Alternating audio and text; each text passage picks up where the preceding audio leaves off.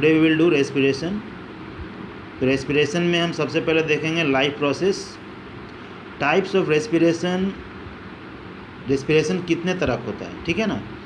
तो cellular process get usable energy from a process called respiration. तो हम लोगों का जो सेल है, बॉडी में जो सेल है, हमारा बॉडी सेल का बना हुआ है, तो उसमें जो एनर्जी मिलता है वो रेस्पिरेशन से ही मिलता है, ठीक है। So respiration commonly involves the use of oxygen to break down carbohydrates and other organic molecules given under usable energy, carbon dioxide under water in the process।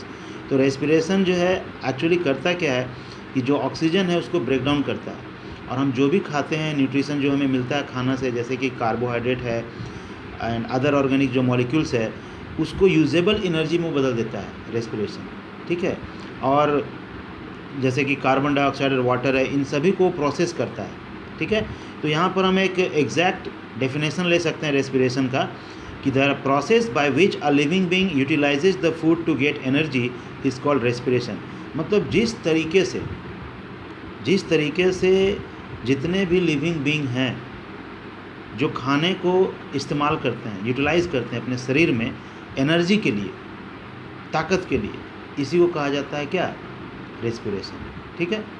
Respiration is an oxidation reaction in which carbohydrate is oxidized to produce energy। Oxidation का मतलब ही होता है oxidation के साथ, मतलब oxygen के साथ reaction होना, ठीक है। तो यहाँ पर कार्बोहाइड्रेट क्या होता है जो हमें मिलता है अपने खाना खाने से, वो ऑक्सीडाइज हो जाता है, ऑक्सीजन के साथ रिएक्ट करता है, ठीक है, और वो ऑक्सीडाइज हो जाता है और क्या प्रोड्यूस करता है, हमें एनर्जी प्रोड्यूस करता है। इसके बाद है mitochondria is the site of respiration and the energy released is stored in the form of ATP. Mitochondria क्या है, एक पार्ट है जो हमारे सेल में पाया जाता है, और इस माइटोकॉन्ड्रिया को powerhouse of the cell भी कहा जाता है, ठीक है, powerhouse of the cell.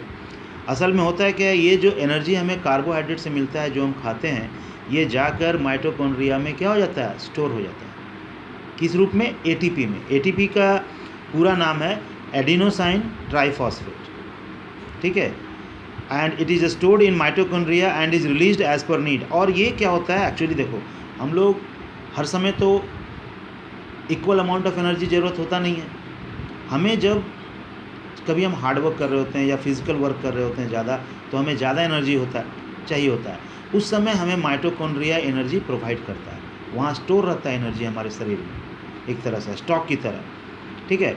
अब नेक्स्ट जो स्टेप है वो है स्टेप्स ऑफ रेस्पिरेशन। तो रेस्पिरेशन के क्या क्या स्टेप्स हैं। पहला है breaking down of glucose into pyruvate. हम लोग जो खाना खाते हैं ना वो ग्लूकोज में बदल जाता है, जैसा कि जानते हो ग्लूकोज का जो फॉर्मूला है जो हम पहले ही बताए थे, C6H12O6 है, ठीक है, C6H12O6। तो ये जो स्टेप्स है रेस्पिरेशन का ही क्या है उसको देखते हैं। Breaking down of glucose into pyruvate, this steps happens in the cytoplasm. ये कहाँ होता है, हमारा साइटोप्लाज्म में होता है, सेल का एक पार्ट है साइटोप्लाज्म, वहाँ पर ग्लूकोज ब्रेकिंग डाउन होता है, यानी कि टुकड़े टुकड़े में बदल जाता है। Glucose molecules is broken down into pyruvic acid. Glucose molecule is composed of 6 carbon atoms while pyruvic acid is composed of 3 carbon atoms. तो ग्लूकोज मॉलिक्यूल्स क्या होता है ना, साइटोप्लाज्म में वो ब्रेक होता है, ग्लूकोज में 6 कार्बन एटम्स होते हैं और प्यूरविक एसिड में 3 कार्बन एटम्स होते हैं, और वहाँ वो ब्रेक करके क्या होता है, ये रेस्पिरेशन का प्रोसेस को आगे बढ़ाता है। इसके बाद है फेट ऑफ प्यूरविक एसिड। आगे क्या होता है, जब ये ब्रेकिंग होने के बाद, ग्लूकोज और प्यूरविक एसिड का ब्रेक होने के बाद आगे क्या होता है, further breaking down of pyruvic acid takes place in mitochondria and the molecules form depends on the type of respiration in particular organism. अब आगे क्या होता है कि ये जो माइटोकॉन्ड्रिया है वहाँ पर फिर ब्रेकिंग डाउन होना शुरू होता है, ठीक है ना, और वहाँ पर डिफरेंट टाइप्स ऑफ रेस्पिरेशन पर डिपेंड करता है वहाँ किस तरह के रेस्पिरेशन हो रहे हैं। Respiration is of 2 types. Respiration 2 तरह के होते हैं, एक होते हैं aerobic respiration and another one is anaerobic respiration. 2 तरह का रेस्पिरेशन होते हैं। अब आता है रेस्पिरेशन जब होता है तो कौन से गैसेज इन्वॉल्व रहते हैं, उसमें कौन कौन से गैसेज शामिल रहते हैं। तो गैसियस एक्सचेंज में intake of oxygen from the atmosphere and releases of CO2 breathing. तो जैसा कि जितने भी लिविंग बीइंग हैं हम लोग ऑक्सीजन को इनटेक करते हैं, लेते हैं, और कार्बन डाइऑक्साइड को बाहर निकालते हैं। तो इसमें क्या होता है कि breaking down of simple food in order to release energy inside the cellular respiration. तो कहने का मतलब है कि जो हम लोग खाना खाते हैं, जो न्यूट्रिशन हमें मिलता है, वो ब्रेक डाउन होता है। अब ब्रेक डाउन होने के बाद वो एनर्जी रिलीज़ करता है कहाँ पर? सेलुलर रेस्पिरेशन जब होता है तब, ठीक है ना, वहाँ से हमें एनर्जी मिलता है। अब हम लोग आगे देखेंगे टाइप्स ऑफ रेस्पिरेशन। तो टाइप्स ऑफ रेस्पिरेशन हम लोग पहले भी बताएं, जैसा कि एरोबिक पहला है, aerobic respiration. This type of respiration happens in the presence of oxygen.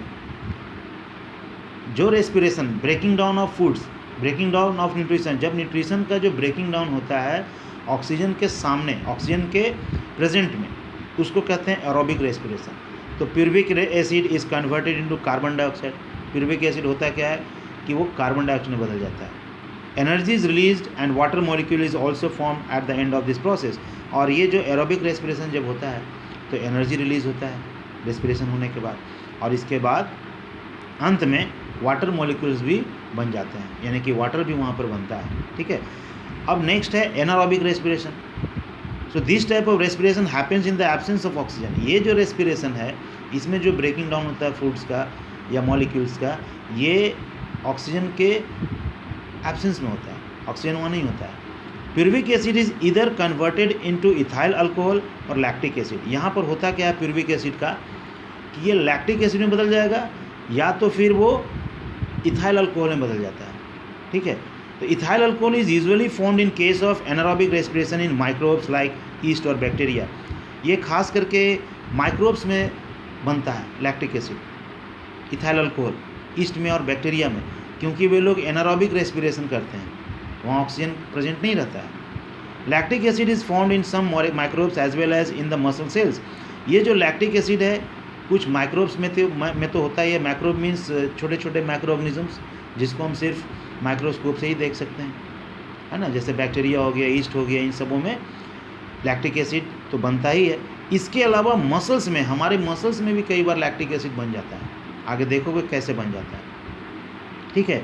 तो ग्लूकोज में 6 कार्बन मॉलिक्यूल्स होता है और प्यूरबिक एसिड में 3 कार्बन मॉलिक्यूल्स होता है, और वो क्या एनर्जी को रिलीज़ करता है। और प्यूरवेट जो कि ईस्ट में लैक ऑफ ऑक्सीजन की वजह से बनता है, ethyl alcohol plus carbon dioxide energy, है ना। और प्यूरवेट जो है इन मसल्स में भी हमारा बन जाता है लैक ऑफ ऑक्सीजन की वजह से लैक्टिक एसिड प्लस एनर्जी, है ना। तो इसको हम लोग देखेंगे कि आगे कैसे होता है। कुछ यहाँ दिया हुआ equation, the equation of the above reaction can be written as, देखोगे बुक में कुछ रिएक्शंस दिए हुए हैं, कुछ इक्वेशंस दिए हुए हैं, देखो ये जैसे दिया हुआ है, जैसे C6H12O6 है, ये ग्लूकोज है। अगर ऑक्सीजन के प्रेजेंस में वो रिएक्शन करेगा तो क्या बनाएगा, 6CO2 प्लस H2O, मतलब carbon dioxide, water plus energy को रिलीज़ करेगा। जब ये ब्रेकिंग डाउन होगा तब, जब ये रेस्पिरेशन क्या होगा, एरोबिक होगा तब, क्योंकि यहाँ पर ऑक्सीजन क्या है, प्रेजेंस है। तो जो ऑक्सीजन प्रेजेंस है तो यानी कि एरोबिक रेस्पिरेशन हो रहा है, ऑक्सीजन नहीं रहेगा तो एनारोबिक रेस्पिरेशन हो रहा है। नेक्स्ट, जब एब्सेंस में होता है तो देखो क्या होता है कि C6H12O6, अगर वहाँ ऑक्सीजन नहीं है तब वो क्या बनाएगा, C2H5OH प्लस CO2, जो कि तुम्हारे इस बुक में नहीं है लेकिन यहाँ पर है। ये बना देता है इथानॉल। इथानॉल जो हम बोले, जिसको लैक्टिक एसिड में बदल जाता है, इथानॉल बोलो, चाहे लैक्टिक एसिड में आ जाता है वो, है ना, धीरे बदल जाता है, तो इथानॉल बना देता है। फिर अगर तो वो एब्सेंस ऑफ ऑक्सीजन में इथानॉल बनाता है, लेकिन अगर लैक ऑफ ऑक्सीजन हो जाए, मतलब ऑक्सीजन की कमी हो जाए, तो ग्लूकोज ब्रेकडाउन होने के बाद क्या बनाता है, लैक्टिक एसिड, जिसका की फॉर्मूला है CH3CHOHCOOH, ठीक है। ये लैक्टिक एसिड जो है ज़्यादातर तो माइक्रोब्स में भी बनता है और हम लोगों का भी बॉडी में बन जाता है। जब कभी भी ऑक्सीजन की कमी हो जाती है तो हमारे मसल्स में कई बार लैक्टिक एसिड बन जाता है, ठीक है। आगे देखोगे जो टॉपिक में दिया हुआ है कि किस तरीके से लैक्टिक एसिड हमारे मसल्स में बनता है और बनने के बाद क्या होता है। देखो टॉपिक है pain in leg muscles while running. जब हम लोग दौड़ते हैं तो हमारे मसल्स में पेन होने लगता है, क्या वजह है इसका, देखो दिया है। When someone runs too fast he may experience throbbing pain in the leg muscles. This happens because of anaerobic respiration takes place in the muscles. जब हम लोग दौड़ते हैं तो उस वक्त देखते हो कि हम बहुत ज़्यादा हाँफना शुरू कर देते हैं, ब्रीदिंग ज़्यादा हमारा बढ़ जाता है, ब्रीदिंग रेट बढ़ जाता है, हमें ज़्यादा ऑक्सीजन चाहिए होता है, ठीक है ना, और हम ज़्यादा कार्बन डाइऑक्साइड जो भी है लोग बाहर निकालते रहते हैं।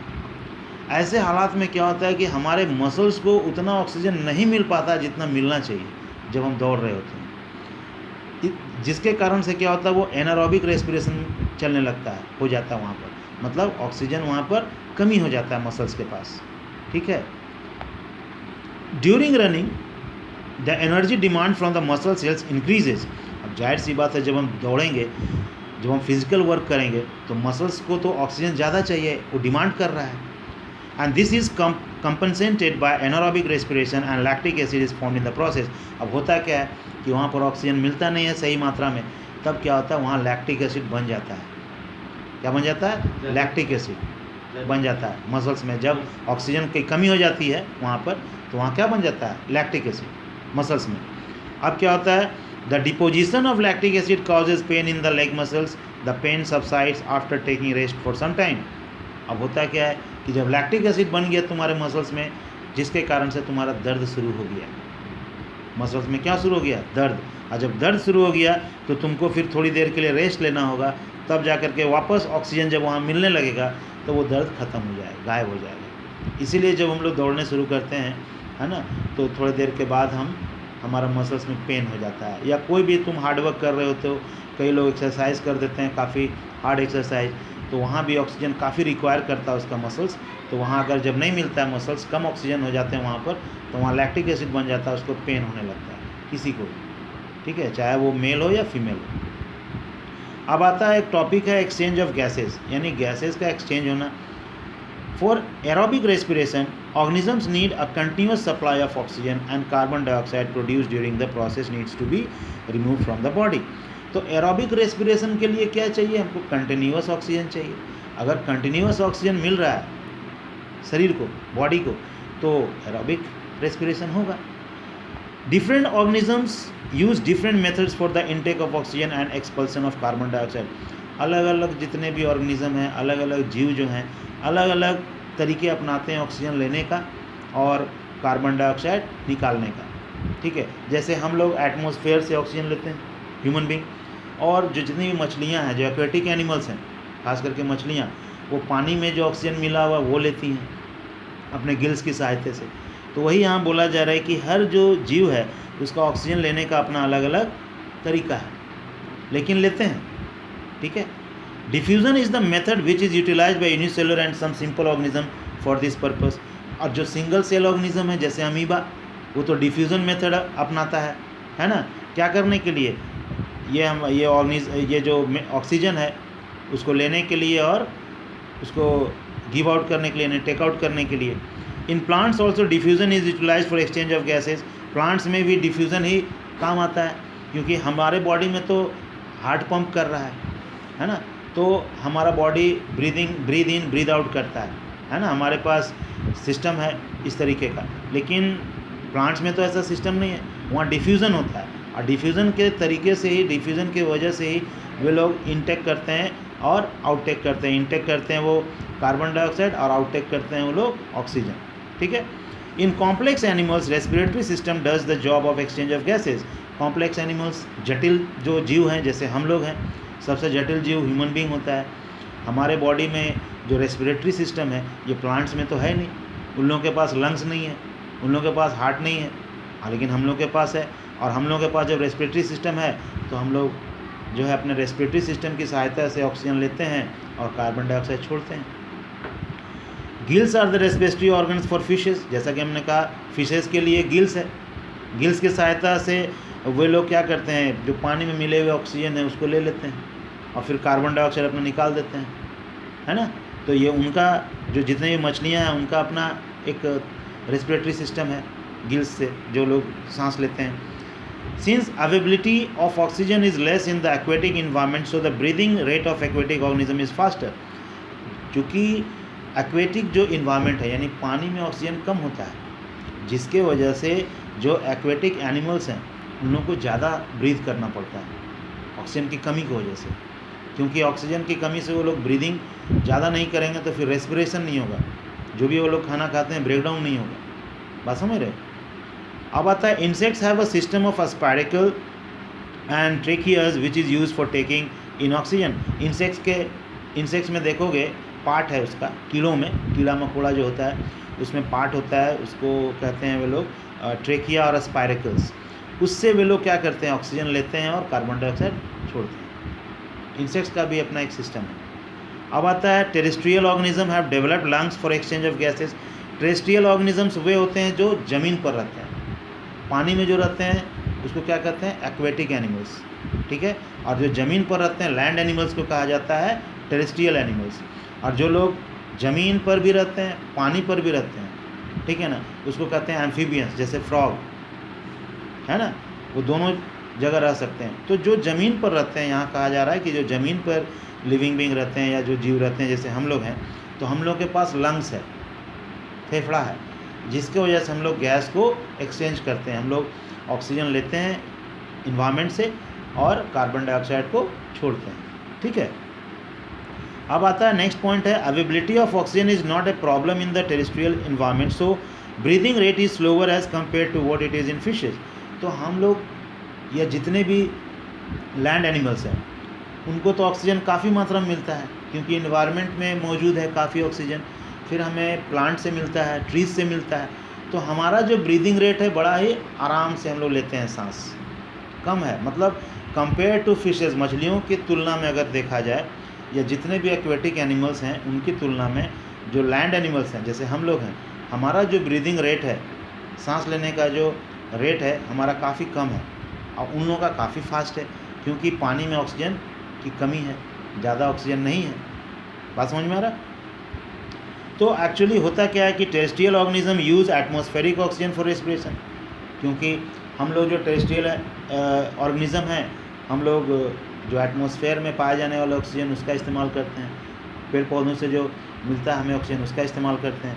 एक्वेटिक ऑर्गेनिजम्स क्या करते हैं, जो पानी में घुला हुआ है ऑक्सीजन, पानी में जो सॉल्यूटेड ऑक्सीजन है उसी का वे लोग इस्तेमाल करते हैं। पानी का जान रहे हो कि फॉर्मूला क्या है, H2O, यानी ऑक्सीजन है वहाँ पर, है ना, लेकिन उसका मात्रा कम रहता है, तो इसलिए उन लोगों को ज़्यादा से ज़्यादा क्या करना पड़ता है, ब्रीदिंग रेट बढ़ाना पड़ता है। जो ज़्यादा ब्रीथ करता है उसका रेट अधिक रहता है, ठीक है। अब आता है कि human respiratory system is composed of a pair of lungs and these are attached to a system of tubes which open in the outside through the nostril. तो हम लोग का जो रेस्पिरेटरी सिस्टम है बॉडी में, सांस लेने की जो सिस्टम में बना हुआ हमारे शरीर में, वो 2 लंग्स से जुड़ा हुआ है। हमारे पास 2 लंग्स हैं, 2 फेफड़े हैं, और ये ट्यूब से अटैच्ड है, और जो कि हमारे नॉस्ट्रिल या हमारे नाक के द्वार से जुड़ा हुआ है, ठीक है ना, इससे अंदर से जुड़ा हुआ है हमारे दोनों लंग्स में, ठीक है ना। तो यहाँ पर दिया हुआ है कि following are the main structures in the human respiratory system, और इसमें ह्यूमन रेस्पिरेटरी सिस्टम में ये कुछ स्ट्रक्चर्स दिया हुआ है जो हम लोग देख सकते हैं, और तुम्हारे किताब में भी होगा, है ना, दिया हुआ कि किस तरीके से कुछ पार्ट्स है जो वहाँ पर पिक्चर में दिखाया गया।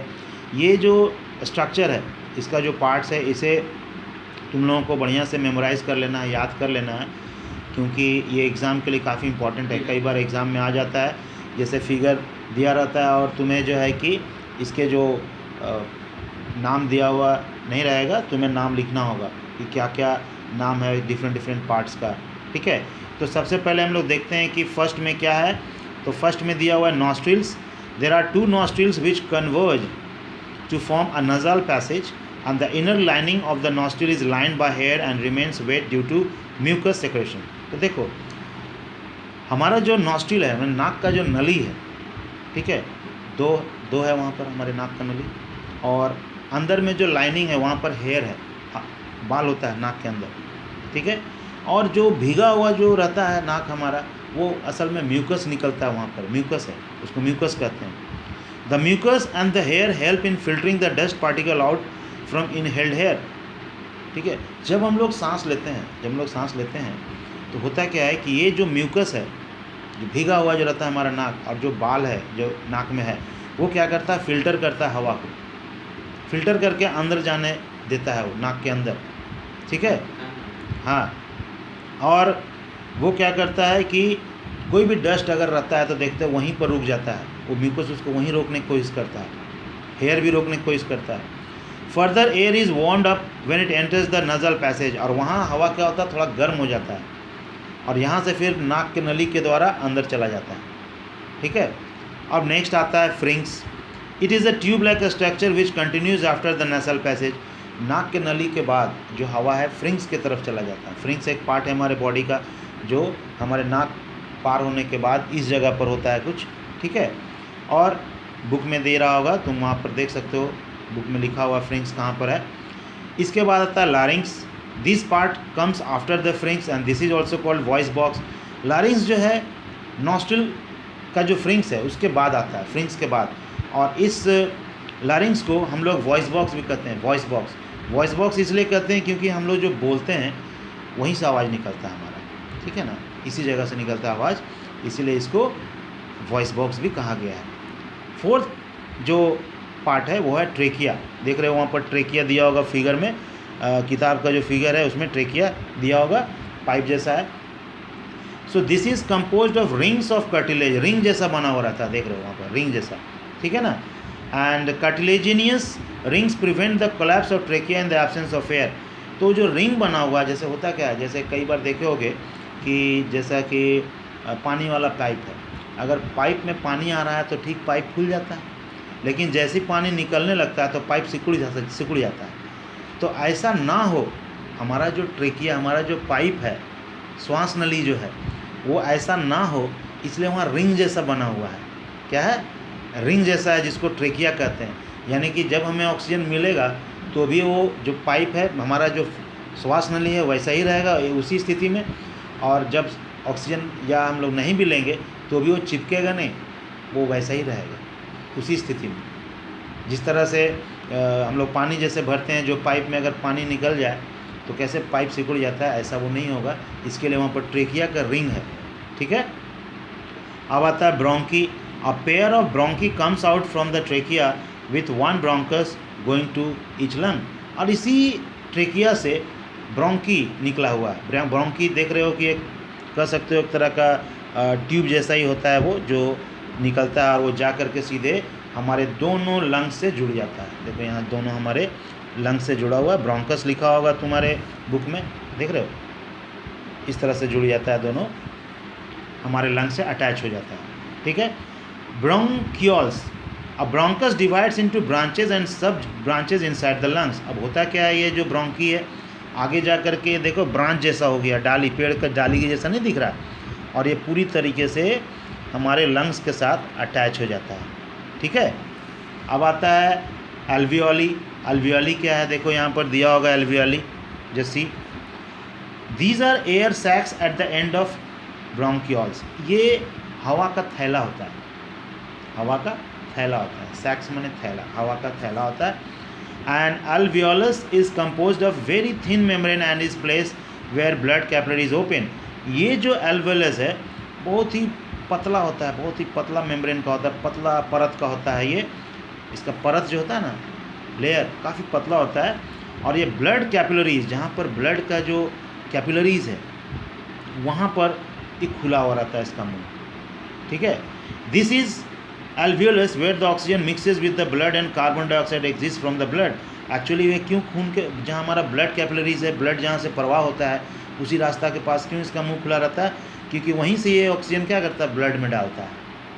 ठीक है। और फिर कार्बन डाइऑक्साइड उधर से निकलता है, ये उसी का काम है, जो एक्सचेंज करता है कार्बन डाइऑक्साइड एंड ऑक्सीजन, वहाँ एक्सचेंज होता है। The exchange of gases in alveoli takes place due to the pressure differential. तो ये जो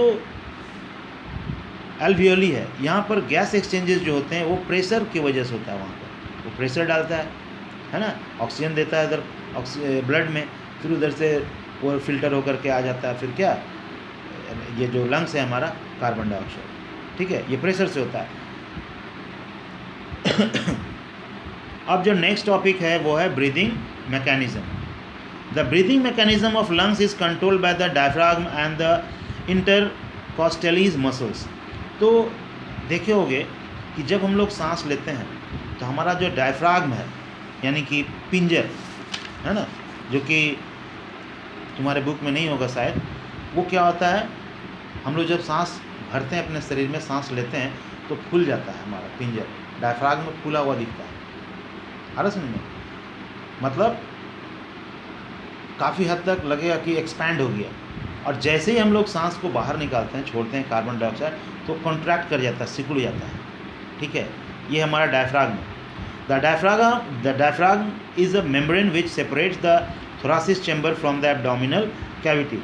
ये जो है एब्डोमिनल कैविटी से अलग है जो डायफ्रागम है ना। And when the diaphragm moves down the lungs expand and the air is inhaled. जब हम लोग सांस लेते हैं तो हमारा जो लंग्स है वो भी एक्सपैंड करता है, फैलता है, क्योंकि वहाँ भी तो ऑक्सीजन जा रहा है ना। और when the diaphragm moves up the lungs contract and the air are exhaled. और जब हम लोग सांस छोड़ते हैं तो हमारा जो डायफ्रागम है वो भी ऊपर उठ जाता है ना, और हमारा जो लंग्स है वो भी सिकुड़ जाता है, क्योंकि वो रिलीज़ क्या करता है, कार्बन डाइऑक्साइड। ठीक है, तो यहाँ पर फिगर में भी समझाया गया है, जो मैं समझा रहा हूँ जिस बुक से, है ना। और अगर तुम्हारे बुक में है तो वो ठीक है, नहीं तो यहाँ से भी समझ सकते हो, जो कि स्क्रीन पर दिख रहा होगा तुम लोगों को। आ रहा समझ में? अब जो नेक्स्ट टॉपिक आता है वो है ट्रांसपोर्टेशन। ठीक है, ट्रांसपोर्टेशन। तो circulatory system of human being, transportation in plants, human beings like other multicellular organisms need a regular supply of foods, oxygen etc. and this function is performed by a circulatory system और transport system. तो circulatory system जो हमारे body में है, जो हमारा blood जो circulate करते रहता है, हार्ट हमारा जो पंप करता है, हमारे ब्लड को सर्कुलेट करता है, एक्चुअली इसके ज़रिए ऑक्सीजन एंड इम्पॉर्टेंट मटेरियल्स क्या होता है, ट्रांसपोर्ट होता है हमारे डिफरेंट बॉडी पार्ट्स में, बॉडी पार्ट्स के सेल्स में पहुंचता रहता है। आ रहा समझ में? तो ये फूड सप्लाई और ऑक्सीजन हमारे बॉडी में लगातार मिलते रहना चाहिए। उसी तरीके से प्लांट्स का भी वही है, प्लांट्स में भी जो भी उन लोग का जो फूड मटेरियल्स है ना, वाटर सप्लाई है, कार्बन डाइऑक्साइड है, उसे भी मिलते रहना चाहिए। ठीक है, प्रोसेस अलग है ना, उसका डिफ्यूज़न मेथड है, और हम लोग का सर्कुलेटरी सिस्टम है हमारे बॉडी में। अब आता है इसकी ट्रांसपोर्टेशन इन ह्यूमन बीइंग। हमारे ह्यूमन बीइंग में ट्रांसपोर्ट होता कैसे है, हार्ट किस तरीके से ट्रांसपोर्ट करता है ब्लड को पूरे बॉडी पार्ट्स में, that we are going to study in this. ये हम लोग पढ़ेंगे यहाँ पर। The circulatory system is responsible for transport of various substances in human being. हमारे शरीर में जो सर्कुलेटरी सिस्टम है, प्रवाह, ब्लड का जो प्रवाह प्रक्रिया है, जो हमारा ब्लड जो मूव करता है पूरे बॉडी में, है ना, यही जिम्मेदार है हमारे पूरे बॉडी में क्या पहुंचाने के लिए, फूड मटेरियल्स या ऑक्सीजन, ये सभी पहुंचाने का यही जिम्मेदार है, यही जिम्मेदारी लेता है अगर देखा जाए तो। अगर नहीं होता अगर ट्रांसपोर्ट सिस्टम, तो सर्कुलेटरी सिस्टम नहीं होता तो फूड हर पार्ट्स में नहीं पहुंच पाता, फूड मटेरियल्स या ऑक्सीजन हमारे बॉडी पार्ट्स में नहीं पहुंच पाता। It is composed of the heart, arteries, veins and blood capillaries.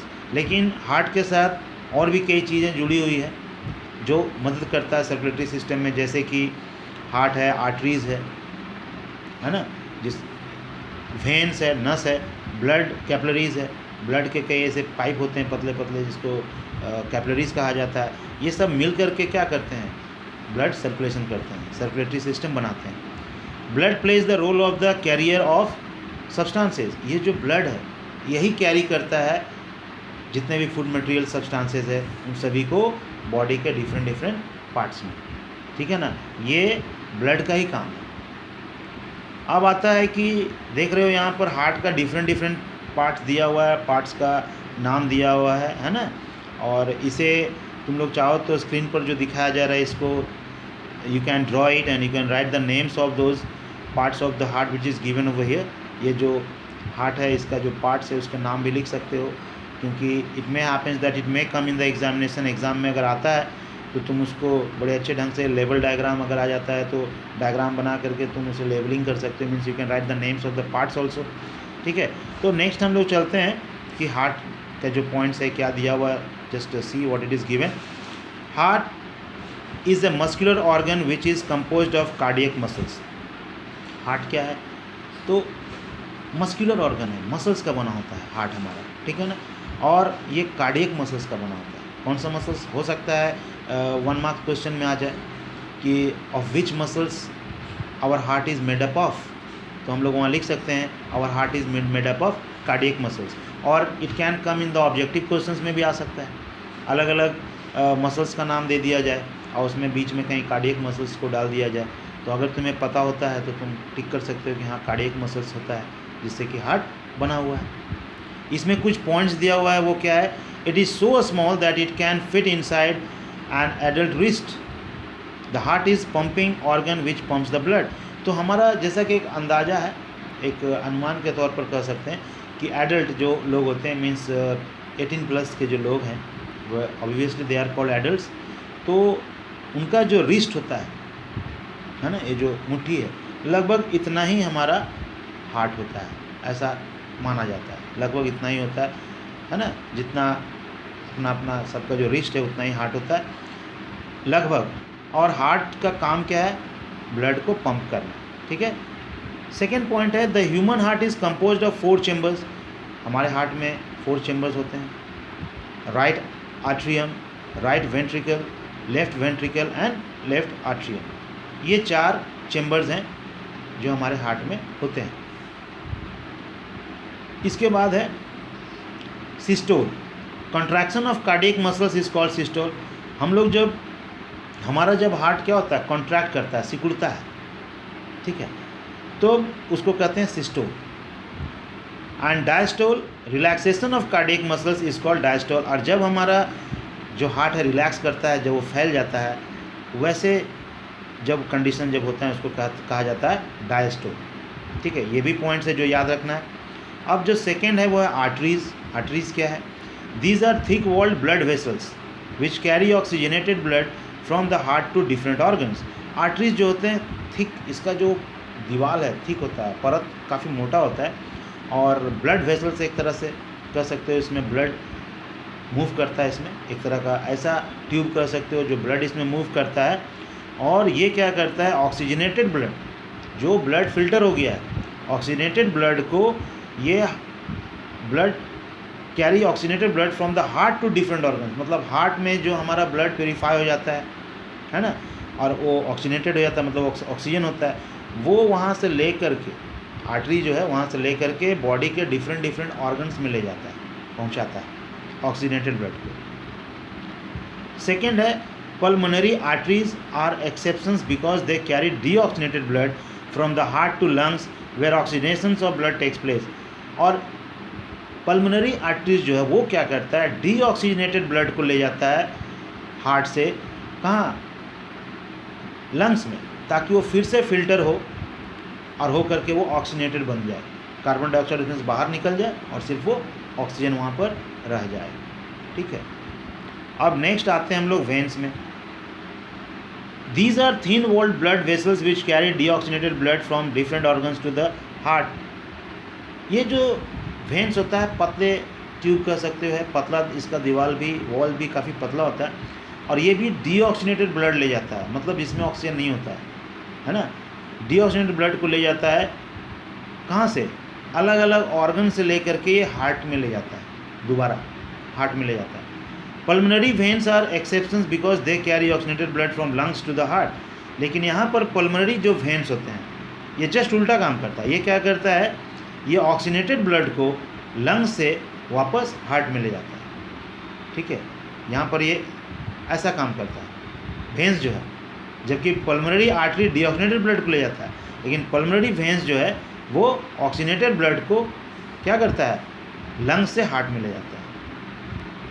अब है valves are present in veins to prevent backflow of blood. जैसा कि हम लोग देखे हो, हम लोग जानते हैं कि नियरली 5 लीटर ऑफ ब्लड्स होते हैं एक एडल्ट में, एक एडल्ट ह्यूमन बीइंग में, लेकिन ऐसा कभी नहीं होता है कि वो ब्लड वापस हमारे मुंह से या नाक से फ्लो कर जाए बाहर, कभी ऐसा होता नहीं है, ठीक है ना। और अगर कभी ऐसा होता है, that means the person is not normal, he must be suffering from something, he must be diseased. अगर कोई आदमी या किसी इंसान को ऐसा होता है कि उसका ब्लड नाक से निकल जाए, मुंह से निकल जाए, है ना, या कान से निकल जाए, तो दैट मीन्स वो आदमी नॉर्मल नहीं है, उसके साथ कुछ प्रॉब्लम है, ठीक है ना, वो ज़रूर बीमार है या मे बी। तो वैल्व्स होते हैं हमारे बॉडी में जो कि ब्लड को बैक फ्लो नहीं होने देता है ना, बाहर पीछे की ओर नहीं आने देता, वो आगे ही चलता है, पीछे नहीं आता, ठीक है। अब आता है capillaries. These are the blood vessels which have single celled walls. Capillaries भी एक तरह का ब्लड ट्यूब है जिसमें ब्लड्स रन करते हैं हमारे ब्लड, और ये सिंगल सेल वॉल होता है। और अब आता है हमारा कि ब्लड क्या है। Blood is a connective tissue which plays the role of the carrier of various substances in the body.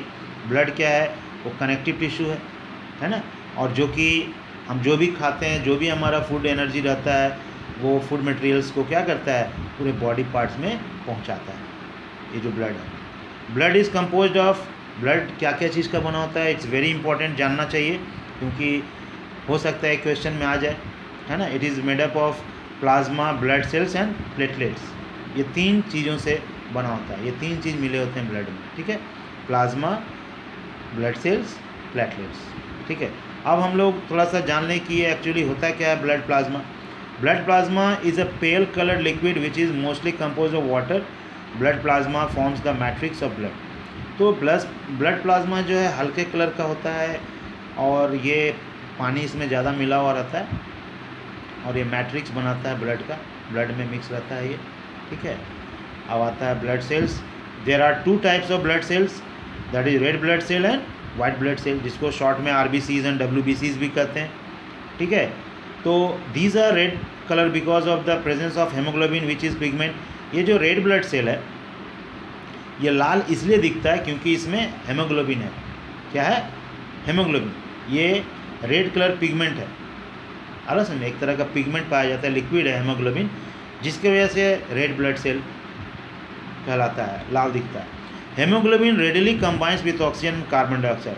Haemoglobin ऐसा लिक्विड है जो बड़े आसानी से ऑक्सीजन के साथ और कार्बन डाइऑक्साइड दोनों के साथ क्या हो जाता है, मिक्स हो जाता है, ठीक है। The transport of oxygen happens through haemoglobin. हमारे ब्लड में, या कह सकते हो कि जो ऑक्सीजन जो ट्रांसपोर्ट होता है, एक्चुअली ये हेमोग्लोबिन ही है जो ऑक्सीजन को ट्रांसपोर्ट करता है पूरे बॉडी सेल्स में ब्लड के थ्रू, ठीक है। Some part of carbon dioxide is also transported through haemoglobin. तो जब ऑक्सीजन को ले जा रहा है तो कार्बन डाइऑक्साइड के साथ भी वो हो जाता है, या ये मिक्स हो जाता है, तो कुछ तो कार्बन डाइऑक्साइड को भी ले जाएगा वो, तो वो भी लेके चला जाता है कुछ हद तक। अब आता है वाइट ब्लड कॉर्पसल्स भी कर सकते हो, वाइट ब्लड सेल्स भी कर सकते हो। तो white blood corpuscles, these are of pale white colour, ये लगभग हल्का वाइट कलर का होता है ये, and they play important role in the immunity. ये हमारा इम्यूनिटी को बढ़ाता है, इम्यूनिटी का भूमिका अपनाता है। कहने का मतलब है कोई भी एक्सटर्नल ऑर्गेनिजम्स को अंदर नहीं घुसने देता है, ये फाइट करता है। जैसे कोई कीड़ा मकोड़ा, कोई मैक्रोब्स हमारे बॉडी के अंदर घुसना चाहता है तो उसको फाइट करके हटाता है, मारता है, एक तरह से कह सकते हो प्रोटेक्ट करता है हमारे बॉडी को। Platelets are responsible for blood coagulation. Blood coagulation is a defense mechanism which prevents excess loss of blood in case of an injury. देखते हो प्लेटलेट, जब भी हम लोग कहीं हाथ वगैरह कट जाता है, पैर वैर कट जाता है, तो कुछ देर के बाद वो क्लॉट हो जाता है, जम जाता है ना। तो ये प्लेटलेट्स है जो हमें बचाता है ब्लड ज़्यादा ना निकल जाए बॉडी से। वो उसको क्या करता है, क्लॉट कर देता है, जमा देता है, ताकि ज़्यादा बॉडी से ब्लड बाहर ना निकल जाए, ठीक है। इसलिए देखते हो कि जब कभी भी तुम्हारा हाथ या पैर कहीं भी कट जाता है, ब्लड आने लगता है, तो कुछ देर बाद वो अपने आप क्लॉट कर जाता है, जम जाता है, फिर और ब्लड नहीं आता है। ये प्लेटलेट्स का काम, ब्लड प्लेटलेट्स का, ठीक है। अब आता है लिम्फ। लिम्फ क्या है? Lymph is similar to blood but RBCs are absent in lymph. Lymph भी ब्लड का ही जैसा होता है, लेकिन इसमें RBC नहीं होता है, रेड ब्लड सेल नहीं होता, या रेड ब्लड कॉर्पसल्स नहीं होता। Lymph is formed from the fluid which leaks from blood capillaries and goes to the intercellular space in the tissues. Lymph actually कैसे बनता है? जो ब्लड कैपिलरीज से जो लिक्विड लीक कर जाता है ना, उसी से ये बनता है लिम्फ, ठीक है। This fluid is collected through lymph vessels and finally return to the blood capillaries.